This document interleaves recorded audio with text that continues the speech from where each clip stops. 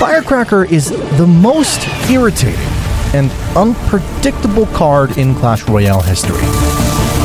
From randomly dodging spells and making game-changing interactions to entirely stopping firecracking.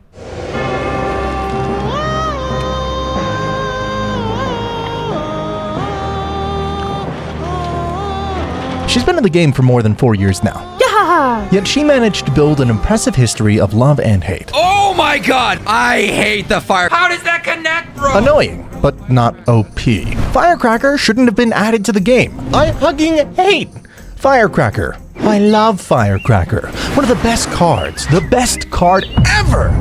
Sometimes she hid in the shadows with just a 0.5% usage rate, only to see her usage skyrocket by 6,800% a couple of months later. However, that's not the most fascinating thing about her. Did you know that the Firecracker isn't nearly as strong as Supercell first intended? Originally, she was supposed to shoot 6 rockets, each capable of knocking back enemies. Kinda makes you wonder, doesn't it? What else was going on behind the scenes that we missed?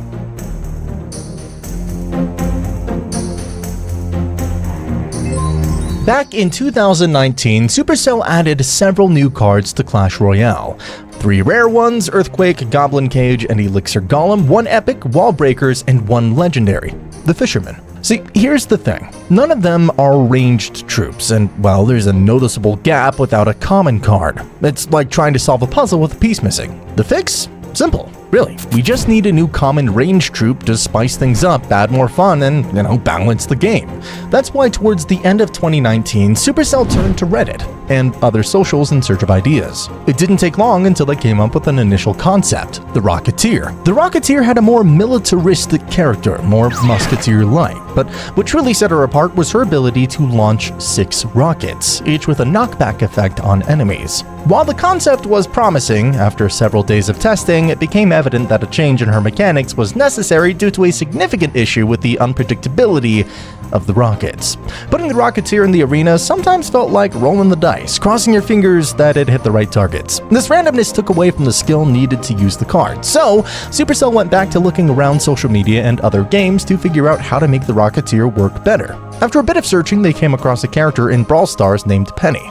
Penny shoots her little coin purse thingy from a cannon, hitting all the brawlers behind her. And Supercell thought, hey, let's take that idea and steal it. Once they made the change, they were pretty sure they'd like the gameplay, but they realized that the name Rocketeer didn't quite match anymore. They wanted a name that suited her explosive personality, so they put their heads together for a bit. Then when they saw a picture of her holding a torch, they thought she seemed like a bit of a rebel. She was an archer who didn't quite fit in, leaving archer school and joining a group of troublemakers called the Rascals. Then Bryce, the art director at Supercell, had a light bulb moment and suggested the name Firecracker, and it was perfect, seeming small but hitting hard.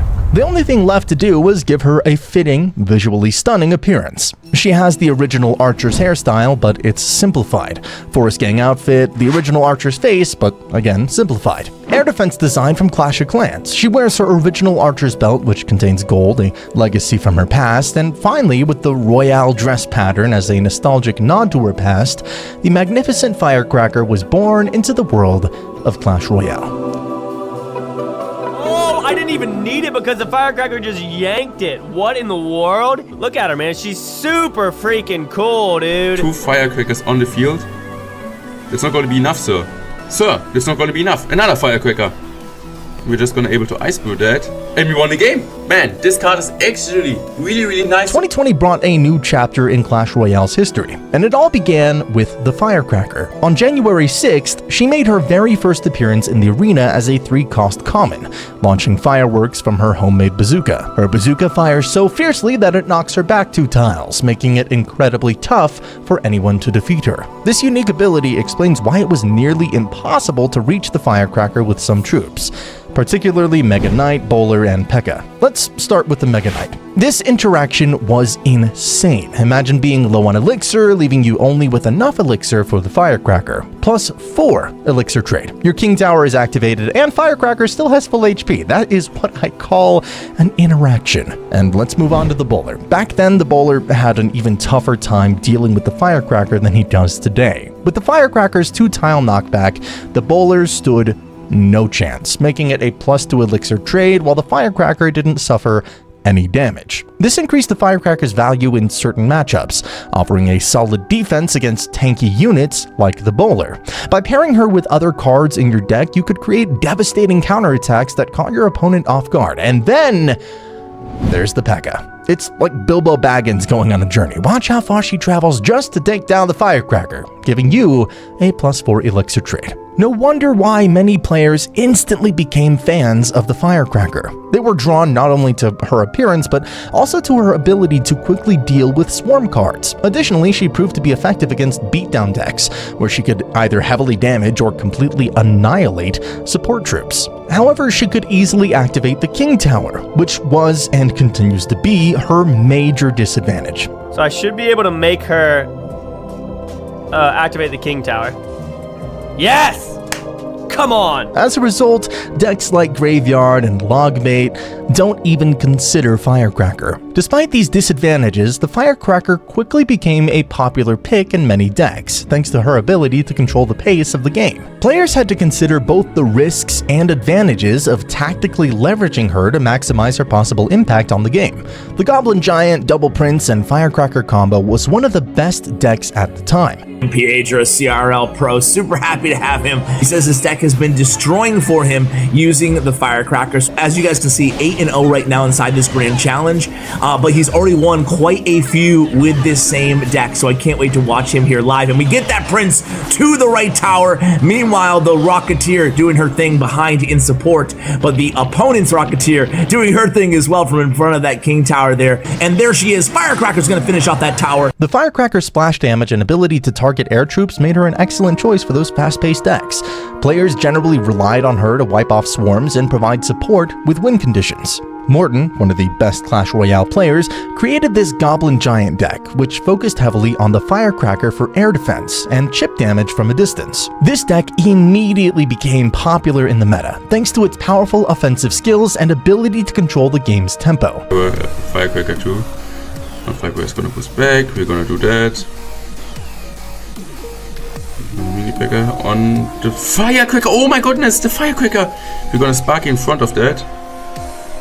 Okay, now the Firecracker could be that. He's there to play guards. Oh my goodness, guys. You can see it's like Firecracker spam. And normally we should be able to win the game against a really hard matchup to us, but I think we played really, really good. Got so much value out of the Firecracker. Okay, we're gonna go in. You can see 2 Firecrackers on the field. That's not going to be enough, sir. Sir, that's not going to be enough. Another Firecracker. We're just going to able to ice brew that, and we won the game. Firecracker proved to be an extremely unique ranged troop. However, there were several flaws in her mechanics when she was initially launched. Oh, over there. Come on, Firecracker. Firecracker! Dude. Alright, so it looks like some of her interactions are kind of bad currently. The first bug was known as when a Firecracker stops firecracking. Remember when I mentioned she was perfect for getting rid of every swarm card? Well, that wasn't actually the case at the time. It's hilarious. She could counter Mega Knight without getting hit, yet she was killed by Larry. Just watch.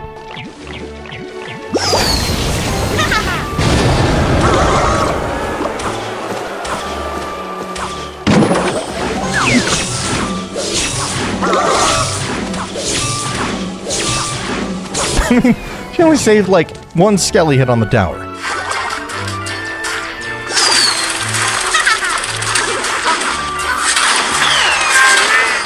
This video is fantastic. I suppose she was wondering, scar me?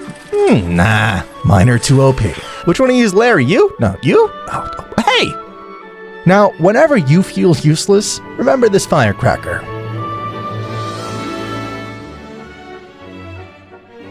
I'm guessing she thought maybe she left the oven on at home. Her issue was that she'd prepped to launch her bazooka, but before she could shoot, the skeleton would get taken out by other troops. This kept happening in a loop, so she never actually got to fire at all. Luckily, they eventually patched that up. Well, I mean, kind of. I mean, you still might catch her stuck in a loop every now and then.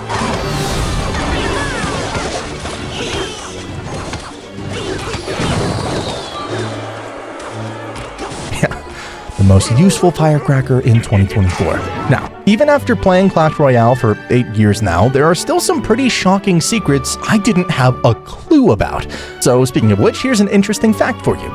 Did you know that 99% of people watching this video right now are not subscribed? And you know what? To motivate you, I'm going to be giving away 20 bucks. So to enter the giveaway, all you gotta do is subscribe, like the video, and leave a comment about what you plan to do with those 20 bucks. So, back to the video. Did you know that in 2v2 matchups, there's a gap between the king towers? This isn't a glitch. Firecracker can actually push herself through the gap between. If you place a magic archer at the pocket, he can hit her without dealing damage to the towers. That's pretty cool, right? The next glitch came with missing shots on spear goblins. See, every time she fires, she gets pushed back 2 tiles. That's a main mechanic. So when she shoots, spear goblins start running toward her, and somehow one always manages to slip by, leaving players kind of scratching their heads. But here's the twist. This wasn't a glitch at all. Her targeting system kind of works like a mortar. The firework landed exactly where the spear goblin was when she fired, but unlike the mortar, her firework doesn't have area damage, so she can't hit fast-moving troops. Love her or hate her, there's one thing we can all agree on. She's the ultimate badass in the game. Her ability to avoid spells was hilarious. Here, she casually avoids a freezing spell. Here, she's like, oh shit, fireball, take cover! Oh, huh, all good. When you hate Firecracker and bro tells you, just add arrows to your deck, lol. It's just so sad to see. Here's another thing about her. You never quite know the value she'll bring to the table. It's like there are 2 sides to her coin. In a matter of moments, she can be the reason you win or the reason you lose. Check out this epic gameplay.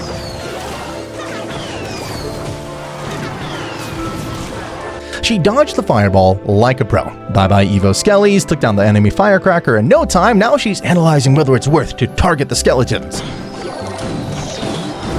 Realizing she's low on health, she retreats, letting the Princess Tower handle the Hog Rider. And just like that, she comes in to take out the tower.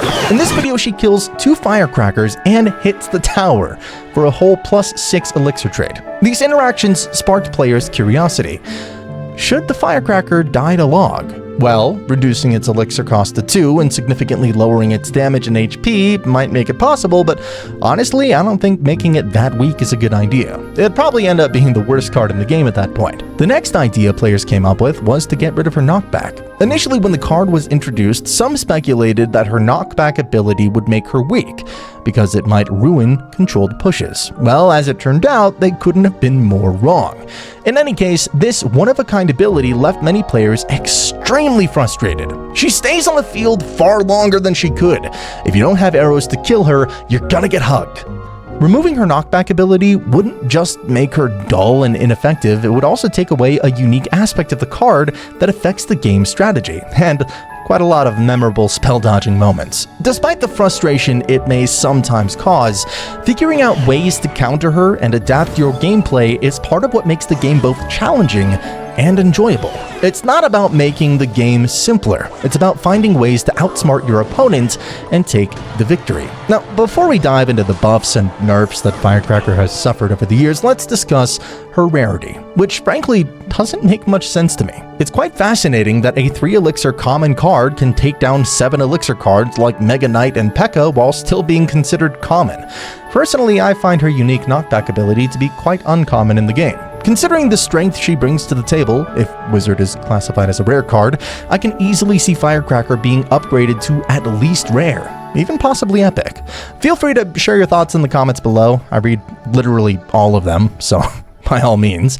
Now, I wouldn't call Firecracker a broken card, but with the right strategy and placement, she can be a game changer. It's amazing how much value she can offer for such a low elixir price. It's no surprise that at the end of June, Firecracker had a 12% usage rate and a 53% win rate in grand challenges. The risky part about the Firecracker was that if you missed your spell on her, you lost control of the game instantly. Many matches with Firecracker lasted from 40 seconds to over a minute because there wasn't a good way to stop her without taking a lot of damage or making a bad trade. She just kept knocking herself back. Players soon realized that the trick to stopping the Firecracker was perfect timing and placement of their spells. Getting really good at this skill was super important for keeping control of the game. However, due to the Firecracker's unpredictable movements, it was often easy to miss your spell. In my research for this video, I guess I can call it research, right? I came across a perfect example of this in a video by one of the top Clash Royale players from 2019. Let's watch this video together and you'll see what I mean. It's UCJ here, the 2019 World Cyber Games Clash Royale World Champion, playing this Royal Giant Prince Firecracker deck, or hopefully cleaning stuff up. I'm guessing he's going to Fireball once again.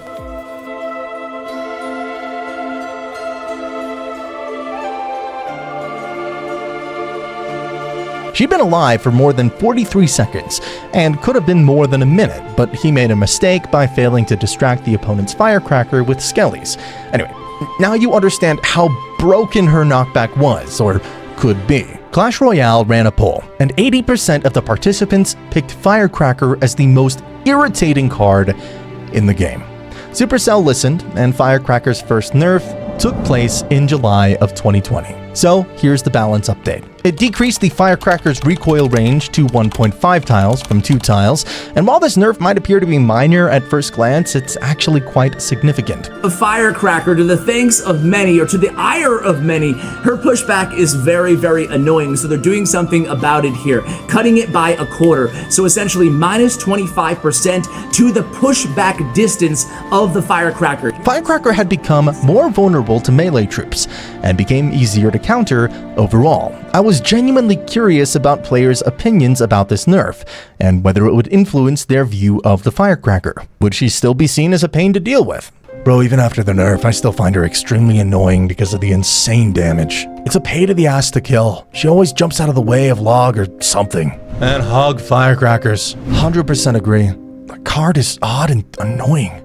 Despite the comments of average Mega Knight players, I looked into the Clash Royale 2020 World Finals matchups, and to my surprise, I couldn't find a single matchup involving Firecracker. This could indicate that players have developed effective ways to counter her in competitive play, or that she's not as dominant as previously thought. On the other hand, players may have been afraid of using her because she was still very new.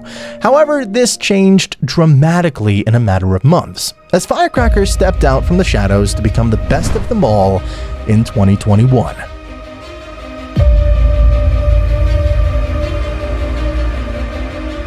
In 2021, players finally started giving Firecracker the attention she deserved. One noteworthy mention goes to a smaller YouTuber, Ian77. He mastered a Hog Earthquake deck where Firecracker played a key role. I'm gonna get a Firecracker down as early as possible because he might like fireball it or kill it somehow, but we can just cycle back to another one if we use it really early.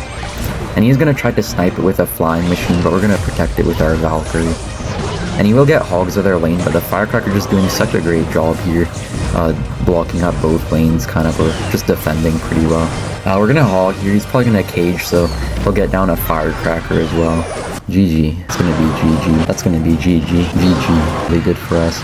And he did have to overspend with the Valkyrie, so we're gonna Firecracker here, but he is gonna predict it. Alright, so we're gonna hog here. He didn't have guards right away, so we did have to fireball, which is also really nice. And even though we got like no hog hits, we still got a few hundred damage just off of that Firecracker. And we're gonna Ice Spirit here just to stall the wall breakers so the Firecracker can actually hit them. And then we're just going with the Valkyrie Hog Rider because I know he had to low Tesla, so we're just gonna EQ that easily.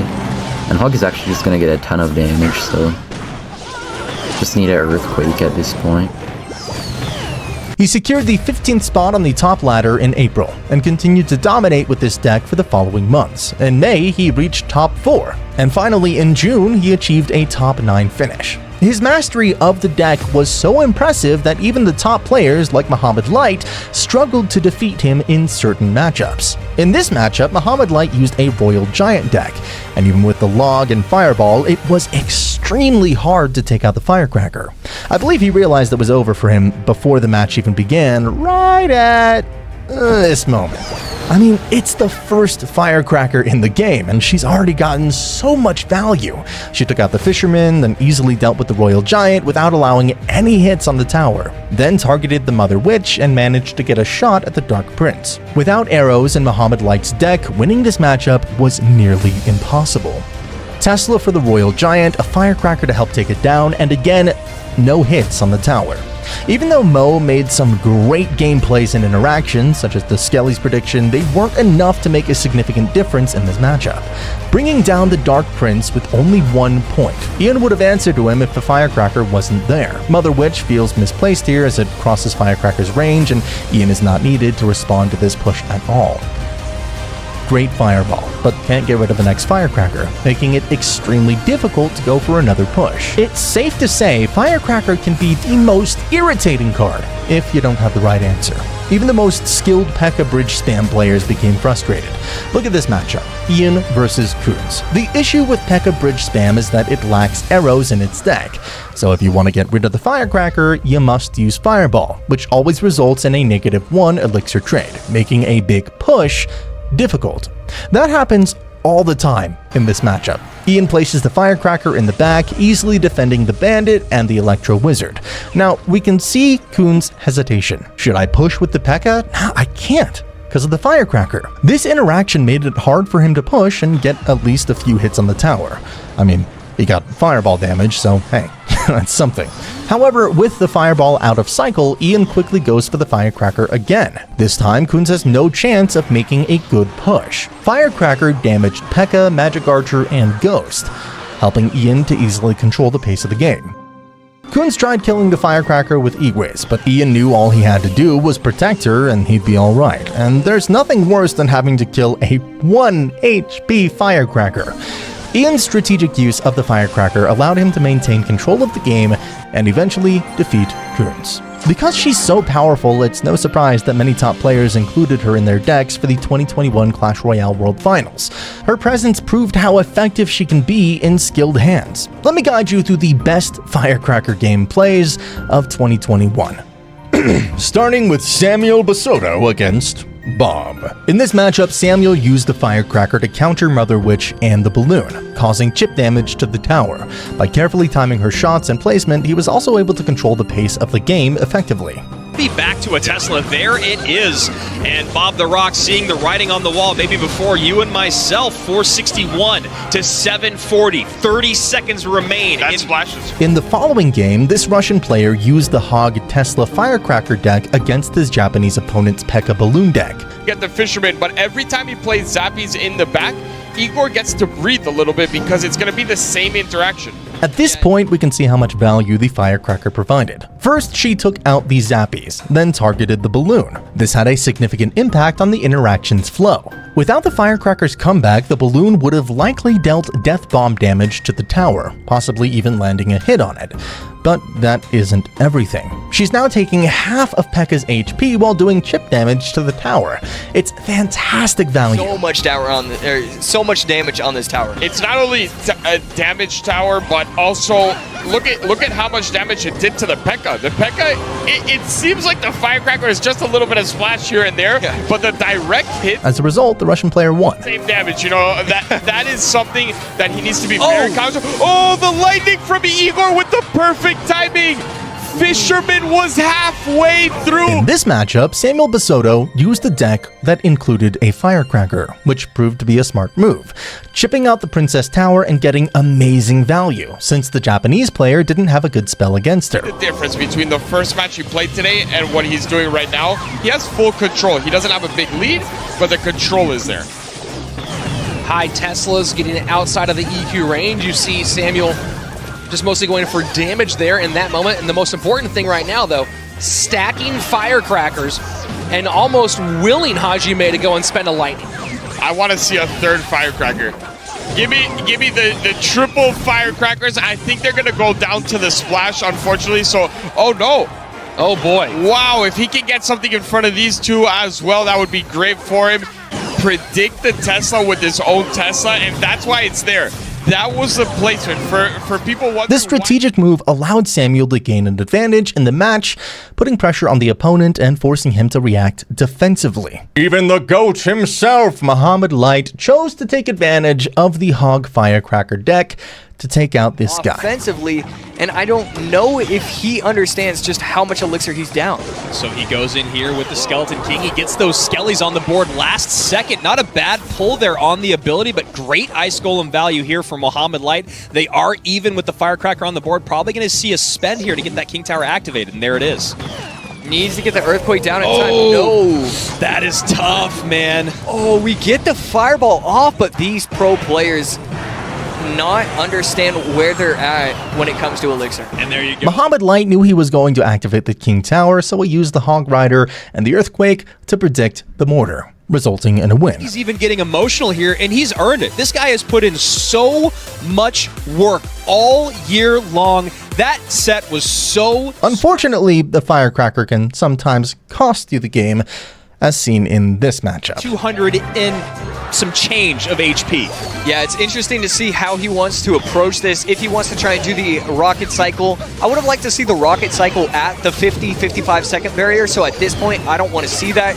Just good defense. That's all you need to do. And oh my goodness! Oh my goodness! That Golden Knight goes coast to coast. The connection, the rocket, and now Surge TS is letting the camera know. Yikes. Now you understand why the Firecracker was so popular among the top players in 2021. But that all changed in 2022. I went through every single matchup in the 2022 Clash Royale World Finals and couldn't find a single deck that used Firecracker. So, what the heck happened? To fully understand, we gotta go back to late 2021. Let me show you some stats, and then I'll let you guess what caused the decline. If we look at the top ladder decks in September, we can see how popular the Hog Earthquake was. The top 30 players used 1, 2, 3, 4, 5 of these decks. That means that 15% of the top players played this deck. But now let's look at the change in December. It's as if Hog Earthquake players vanished. If we count to the first 5 decks, we reach, oh god, 493rd place. This means that Firecracker's usage decreased from 15% to 1%. So what do you think happened in late 2021, given that Firecracker was not nerfed or buffed? Hey, you know what? Stop the video right now and let me know in the comments if you got it right, because in just 5 seconds you'll see an animation that will explain everything.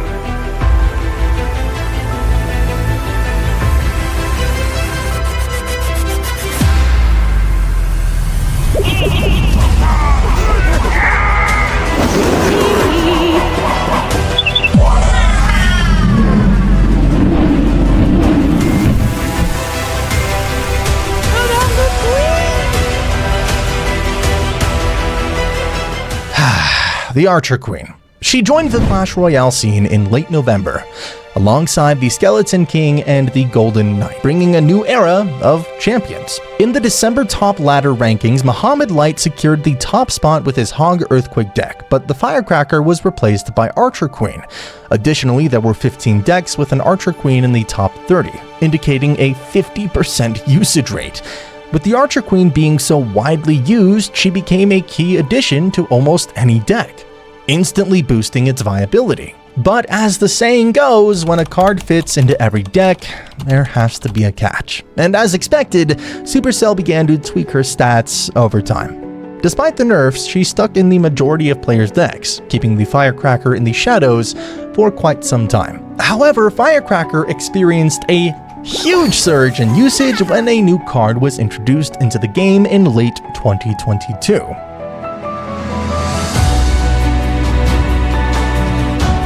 It's 2022, and Firecracker is the 6th least used card in the top 1,000, with a 3% use rate and a 29% win rate in Grand Challenge. But a spark of hope flared up in the late of 2022, when a new card was introduced. I'm talking about the most game-changing, game-breaking air troop ever released in Clash Royale, the legendary Phoenix. Phoenix dominated the meta for a while, and if you weren't using Phoenix or filling your deck with counters, you were actively at a disadvantage. And you guessed it, that's where the Firecracker stepped in. It fascinates me how the introduction of a new card can completely change the meta and bring a dead card back to life. To show what I mean, let's look at the top ladder in August of 2022. 1, 2, 3, 4, 5, and 6. Out of 1,000 decks, only 6 players used the Firecracker. This is only a 0.6% usage rate. Now fast forward to November, the month when Phoenix shattered the meta. Pretty impressive, right? During this period, Firecracker had a rise in usage reaching 4.2%. This dramatic increase in usage, a massive 600% among top players, was primarily due to its effectiveness as a counter to Phoenix. Anyway, Phoenix suffered significant nerfs in the months that followed, bringing its power level back into balance. Its HP and damage was reduced, and its revival ability was adjusted. Unfortunately, Phoenix nerfs had an enormous effect on the Firecracker's popularity. In January of 2023, Firecracker's usage rate fell by 90%, from 4.2% to 0.5%, making it one of the lowest in its history. And now it is 2023, and this is the year of the Firecracker. The real show begins. Oh my god, I hate the fire. How does that connect? Starting with the February balance update, decreasing the Firecracker's first attack time interval to 0.6 seconds from 1 second. The next one is the Firecracker. It's getting a massive buff. I mean, this is probably the biggest buff for sure out of all of them. First hit time, 1 second all the way to 0.6. I don't think people realize how big of a buff this is, especially against multiple units and swarms and stuff like that, especially if the Firecracker doesn't get stuck anymore.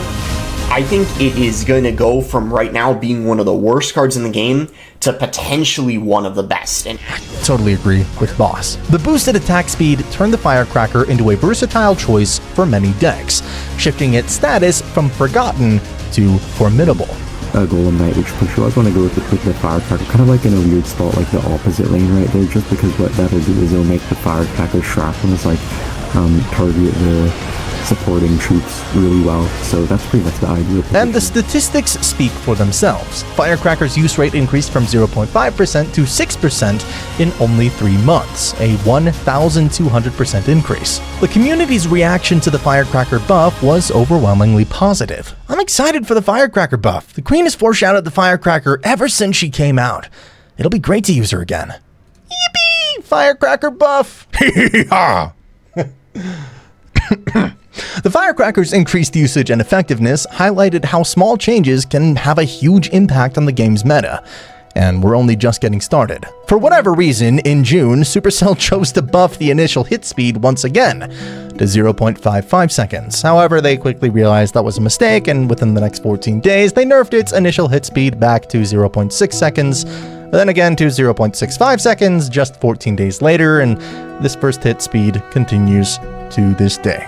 June was a very special month, not only for the Firecracker, but for the entire game, as Clash Royale introduced evolutions for the first time ever. With the introduction of Evo Barbarians, Royal Giant, and Skeletons, Firecracker rose to fame as the most powerful of them all, with a 43% increase in HP, which allowed her to survive arrows, a 33% increase in recoil, which made her a stupid kangaroo, and shrapnel that stack up.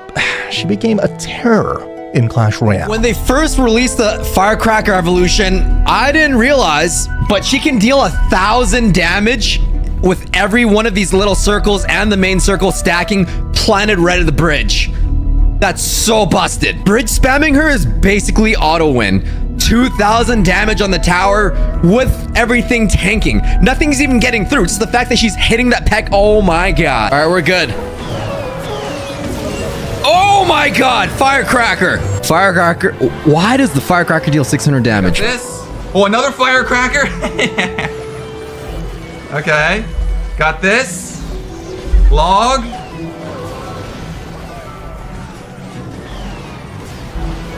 Another Firecracker. Oh, it didn't die! Oh my god, the HP buffs. Oh, the HP buff, too nice. Patience. Patience is key. Patience is key. Oh, sweet lord.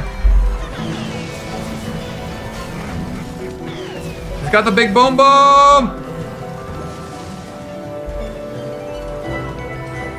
Oh, jokes. These are jokes, right?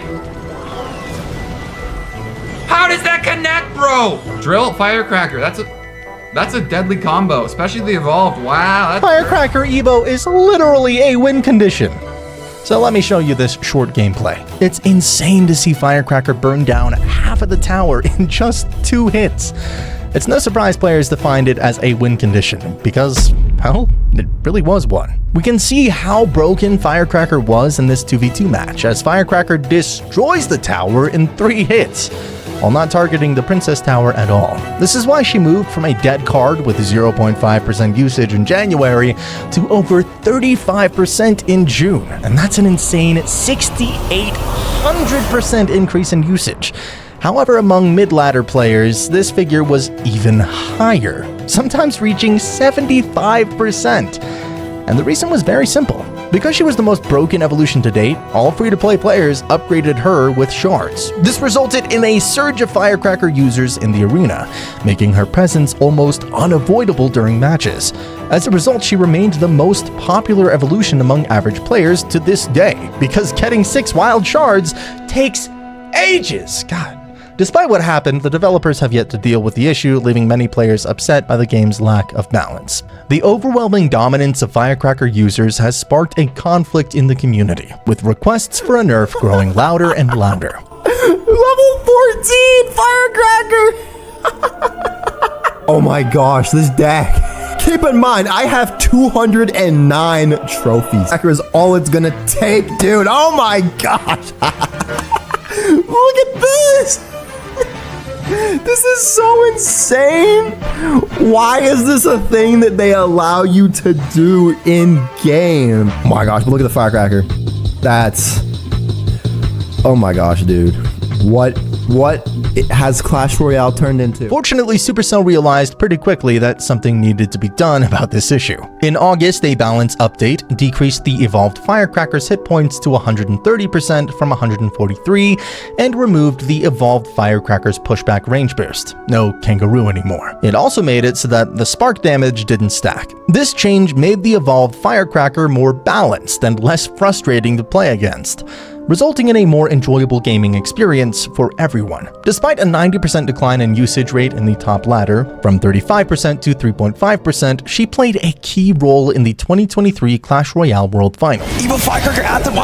It's Evil Firecracker. It's on top of the 3-card cycle, but because it was in the back of the Hawker, he's going to connect. So, let me take you through my favorite moments in which Firecracker made game-changing interactions. It was, without question, a wild ride, especially in that last match between Mugi and Pedro. Stop that Evo Firecracker.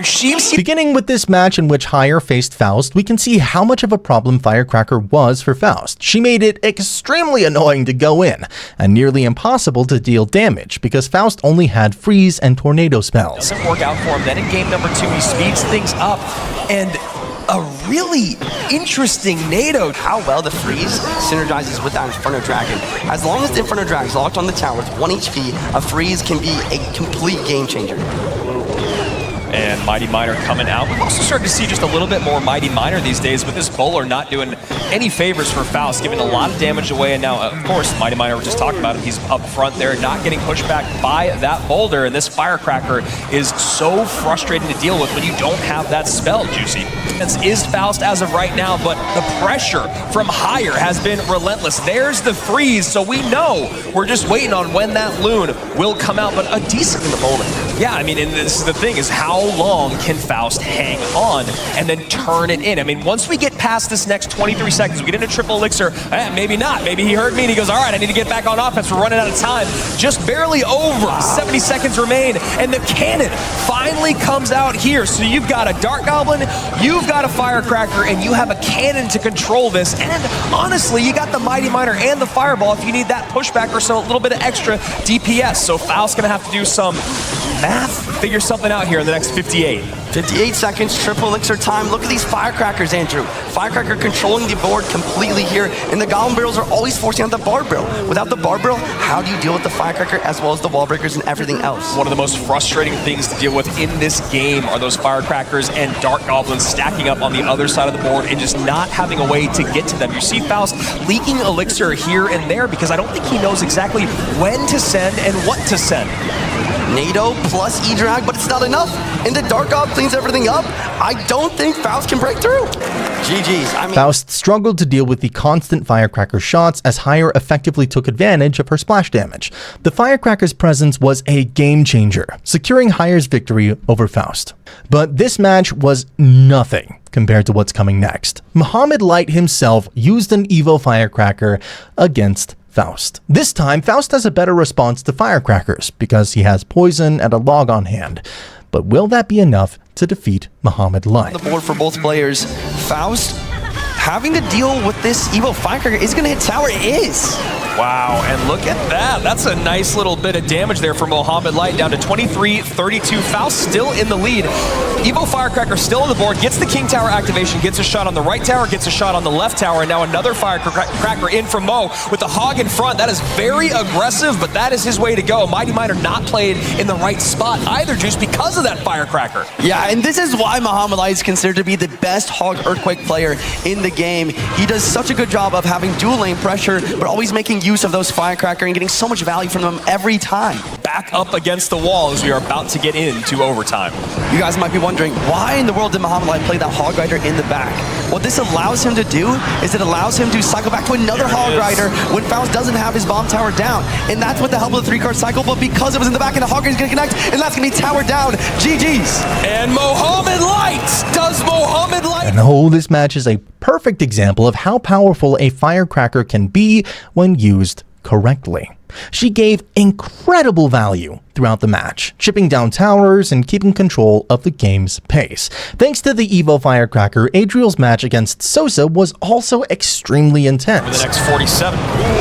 Prince charging in, hitting that Goblin Brawler. Evo Firecracker could get a lot of value here. Sosa's options are either lightning it or let it get value, and it's tough. And I was going to say, with that Goblin Cage out of cycle, you imagine that Adriel would want to go strong on offense. Down to 1469 is that right-hand tower, and then this Evo Firecracker, maybe, no, not going to get any support there, but a couple hits in. 1173 as an E-Giant comes down at the bridge.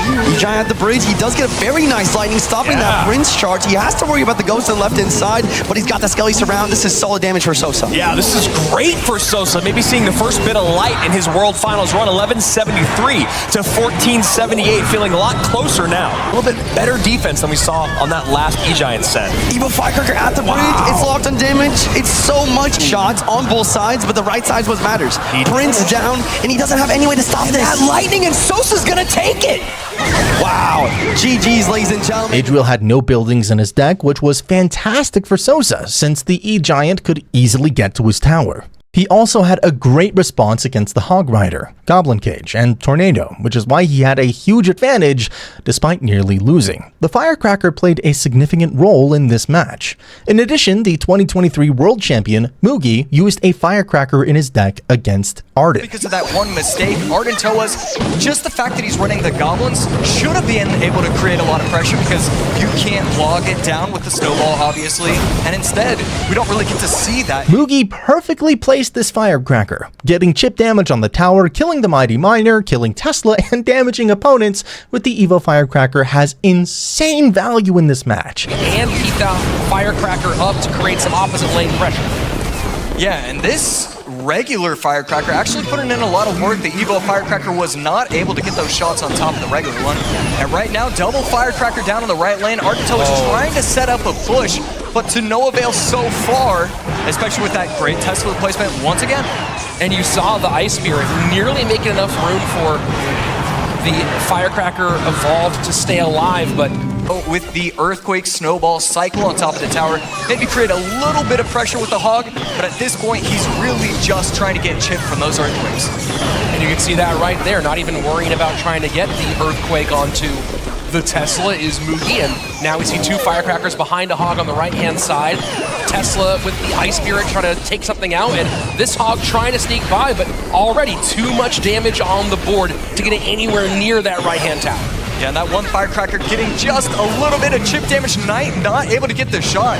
So because of the health and how, I mean, we're seeing good pushes from Arden. We'd love to see him give himself a chance. That's exactly what you need to do at these World Finals. Well, that's the big problem here, Josh, is with that Tesla mistake earlier, he didn't really give himself the chance that he needed. This is a match that feels like, from what we're seeing right now, would have been a lot closer had we not had that one misplacement. Yeah, and that's all it takes at the World Finals. I mean, Arden, even at the very end, he's still making great plays, trying to go beat Hog in the back, cycling the Firecrackers, but it's just not going to matter. 330 HP is the real number you have to be looking at. 5 Elixir, I mean, we're just... Oh boy. Okay. Giving himself a chance once again. Late Tesla here, Hog in. And now Hog Rider trying to get past this one, 28 seconds left. Ice, Snowball, one connection, 330, 994, 23 seconds left, and it's just all Arden, all pressure, all day right now, all gas, no brakes. Can he break through? Right there, Tesla plus the Knight going to be able to take out the Hog, and he's going to go in with his own offensive Hog. The Ice Spirit plus the Goblin's trying to do a little bit of something. Not going to matter. Moogie taking game number 1. The following match was also extremely intense. It's a match between Victor and Adriel. And despite the fact that Victor had arrows in his deck, Adriel kept making crazy Firecracker interactions. Good feeling Adriel's not going to be pulling out Sparky in this, so now the crowd's only hope is going to be Vitor at this point. Wow, and missed arrows. This is such an important moment because that one Firecracker has the potential to get so much value. On the other hand, it could be a little bit scary for Vitor because it might mean a King Tower activation.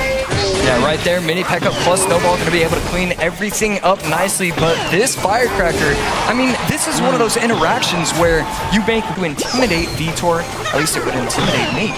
Snowball is such an interesting card when paired with and when going against a Hog Rider. A lot of the time, you can get lots of damage. Oh, Josh exclaiming here because the Hog is going in front. Snowball does allow for one shot, but this might give Vitor a chance to get a nice push going. Yeah, this would have been a massive push if the Hog would have been behind the Knight instead. Still a solid one. The Knight is always so powerful. Mini P.E.K.K.A placed right on top, and he's still going to go in with the Hog. The skeletons are on the tower. Needs to force out the Snowball, and Vitor is in. I mean, just these Hog Earthquake Snowball pushes.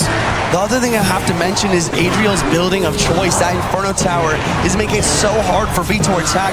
He does listically, those Zappies will never reach that Inferno Tower. And right there, again, places the Hog in front, and again, it doesn't matter, still able to get a shot. These Firecrackers are getting so much value, don't even need the evolution for it, and right now, Earthquake to defend, Hog on offense. Vitor needs to figure something out, and I just don't. So we're probably going to go in with the Graveyard, but I just don't think it's going to do anything whatsoever.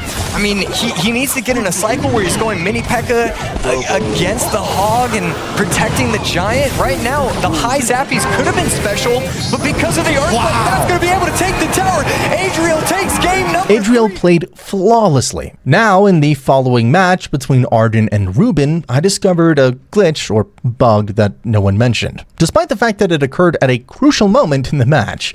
When I did extensive internet research, I couldn't find any explanations. So let's jump into this match and then we'll break down what the hell happened. Experimenting with playing Hog here, primarily because they wanted to preserve Miner for other decks, and then this just got discovered as, oh, it's a good meta deck. And Hog gets a second big shot there for Ruben. Abuse my Evoed Firecrackers and my 3-card cycle with my Monk, right? Because, you know, for the same conversation I was just having about dealing with the bats, you look at Ruben's responses to that Evoed Firecracker, also not a lot of great ones. Hog does sneak in, Snowball to slow the defense. And this Firecracker Ridge can cause a lot of problems. Evo Archer's trying to snipe the Firecracker, and they do just in time. And a little late is that Firecracker and the Monk. Oh my word, that was a reflected arrows. Yeah, we don't see that often. Unless you're watching, you know, one of our many YouTubers' videos on when it first came out. And jumps! Oh my word! All Ruben has to do is stop this Hog Rider and he is good to go. Archers, bats, and there you go! And even now, did you see what happened? Look, the Monk reflected arrows, but the Firecracker died. How is that possible? I wanted to put this interaction to the test myself, so I recreated the same scenario. And I was correct. Firecracker lived when I tested the interaction. Supercell probably fixed this issue in like a stealth patch or something. That's what I initially thought, but then I was like, we'll try it again. You know, scientific method. For some reason, the Firecracker died this time, so what the heck is that? I didn't give up and tried these interactions a few more times. Sometimes the Firecracker died, sometimes he didn't, and sometimes she survived with only 1 HP left. Is this a glitch? You know, probably. Let me know in the comments what you think, because I'm genuinely confused. Why am I even mentioning this, though? If we look at the exact moment when it happened, Arden would have most likely been able to defend much more easily with the Firecracker alive.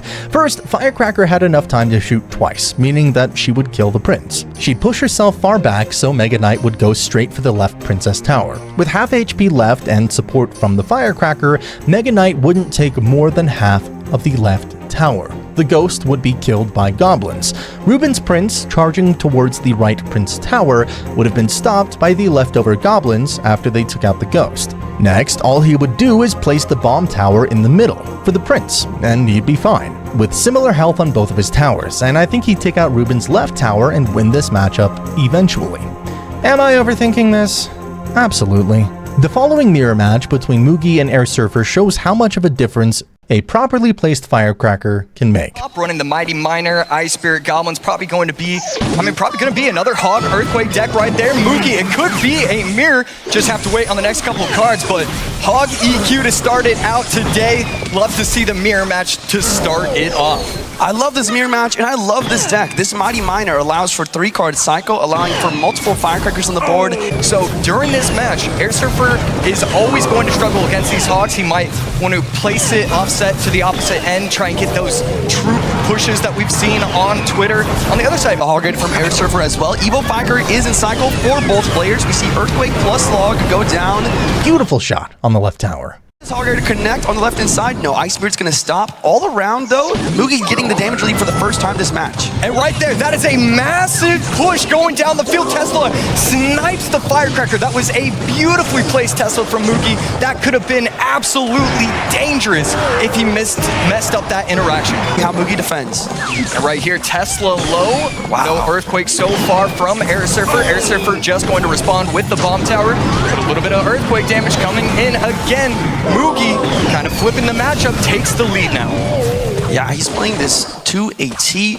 Firecracker on the right, not going to get that very important shot. We have 38 seconds until triple elixir. How does this match really change once we hit that triple elixir time, Josh? Well, I think we do have to take a look at just how Mugi is playing this matchup. Going in early with the Hogs behind the King Tower, it's very clear to see that Mugi knows exactly how to play this mirror matchup. It is obviously something he has practiced heavily throughout these World Finals. Ball Grinder inbound. Evo Firecracker is supporting Log, is going to hit the Firecracker pre-log on Ice Spirit to try and keep the Firecracker alive, but he does miss. Evo Firecracker connects on tower, and so does those. Doesn't get any Log Earthquake value. Here's the Evo Firecracker at the bridge. Will it get a shot on tower? Hog Rider inbound, bomb tower to defend. Log coming through, hits the Firecracker. Evo Firecracker is chipping that tower down, and this is massive damage for Mugi. Right here, Air Surfer finally realizing that he has to go to the left lane. Firecracker going to get sniped by the Tesla. This could be a little bit of damage right now. The Hawks should make it to the tower if nothing else comes down right there. Another Tesla in cycle. Earthquake does not hit. Log does hit the Goblins, though. It's such a close game. Will this Firecracker connect on tower? No, it will not, but Mugi's Earthquake will. Air Surfer begging to try and get chip damage from the Firecracker. Earthquake coming down, and right now Mugi just needs to defend out, and he's going to win the game. There goes the Earthquake.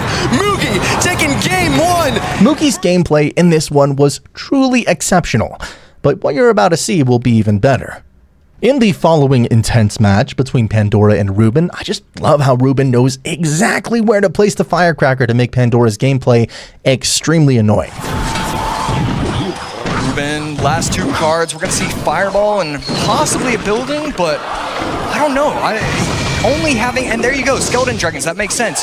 Because only if you,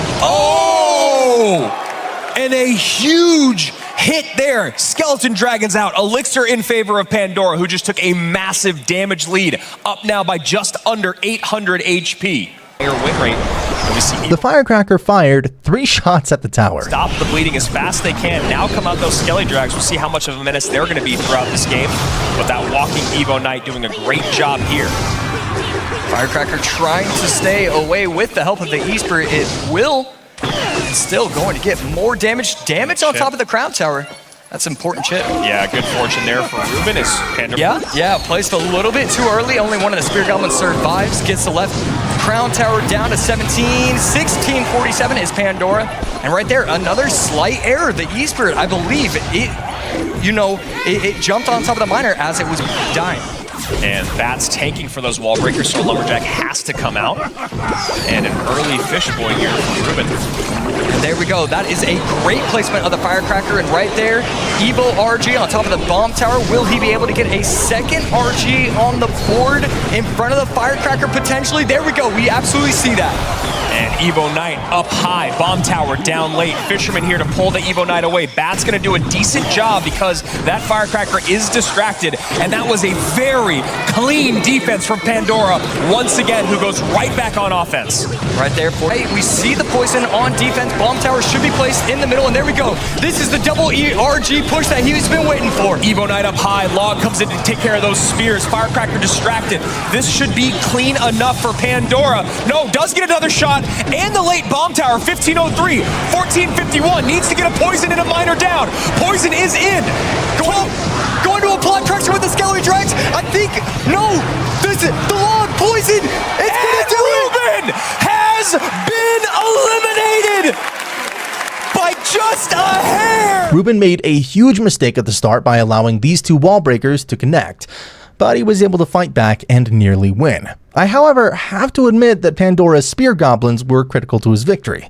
Amazing placement, because allowing the Firecracker to hit the bomb tower would have cost him the win. Now we're just one match away from one of Mugi and Pedro's best matches, so stick around. But first, let me mention Pandora versus Air Surfer's match. They deserve some love too. Firecracker and Earthquake coming down. Now Hogrider's going to be back in cycle right away.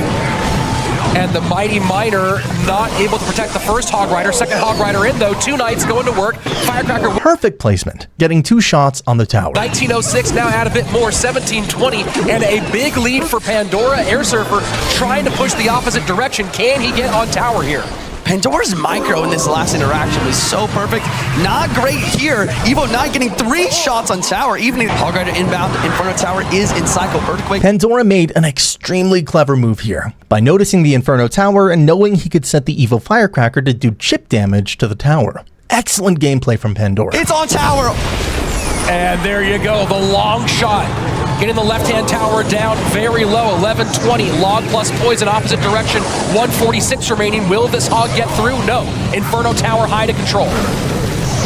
Another Hog Rider inbound with a 3-card cycle. Knight on defense, but he doesn't have Inferno Tower. Log comes down. Mighty Miner still tanking, though. Even with the King Tower, Hog getting 2 shots. 1 or 2 more Earthquakes to finish off the match. And Air Surfer just cycling poison quickly, but this will be a hard foot race for him to win. Tesla in, Log opposite direction.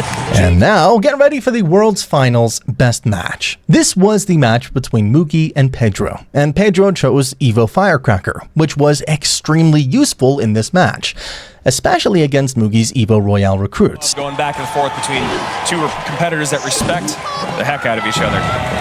And not a big surprise here for Hog Rider out of Pedro. Wants to play just reflexively, reactively. Extra time. Mugi just getting a little bit more chip here. Kneel, numbskulls. And I like what Mugi's doing. He has to continue to go into that opposite lane. He cannot try to ram his head against an MK Prince Royal Ghost push with a Firecracker, Hog Rider, all that. He needs to make sure that he is splitting up his opponent's attention. Pedro opting to take one here, and that's a well-timed Guardian. He needs another tank here, and there they go. Evo recruits come in. And that will open up some damage for Pedro, but Mugi now putting tons of work in on both lanes. Arrows finally come out, and Pedro stops some wall breakers. 1633, 2296, 15 seconds. Watch this Firecracker. Perfect placement for Pedro. Awesome gameplay protecting the Firecracker with the Prince. And getting rid of Spear Cobs. Wow. For a half second. Log for some knockback. Can it get to? No, the defensive wall breakers stop the Prince from getting to the bomb tower. Bats trying to clear. Hog should get one. And that was a great job of Mugi mitigating that damage from the Prince, having to pick his priorities there. Does take care of the Prince, and like you said, takes one shot, but he's using his health as a resource. 1228 now to 1850.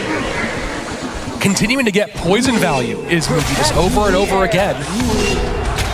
And Pedro doesn't have many options to not give it to him. And I like this opposite lane. Arrows should come out on top of these wall breakers. And now Mugi setting up for defense once again.